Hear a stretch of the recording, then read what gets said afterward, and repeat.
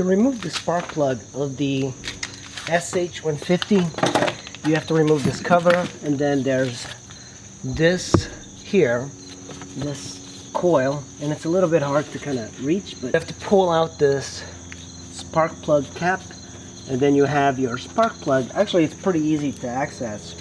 So to reach the spark plug, you're going to need this.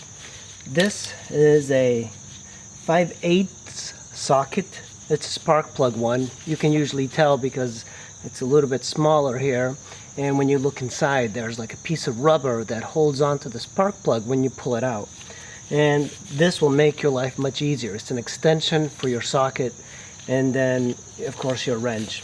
What you do is you just put it in and then fit it in here, and then counterclockwise.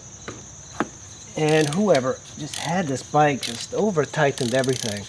This is something I see usually with new riders, including when I first started riding, is you tend to make everything really, really tight. And I am glad I removed it. You know, you can tell a lot by the status of a spark plug as far as engine, and this one's like white and crusty. It's in decent shape, but there seems to be some carbon buildup. And the spark plug in here is a CR8EH old spark plug. You can see it's pretty beat, and I got a new one from Advanced Auto Parts, and it was $7, and this is the new one. So you can see quite a big difference. It's an NGK. So normally people gap these, and if you look in your manual, there's a gap between that little metal bit and the electrode. I never do it. I have to admit I should probably do it, but I don't. I'm just going to go ahead and put the new one in there. So I'll get my extension, and I will see where it is, and then I'll just thread it by hand. You don't want to tighten it other than hand tight. So once it stops, what I'll do is I just give it a little bit of a turn on the wrench,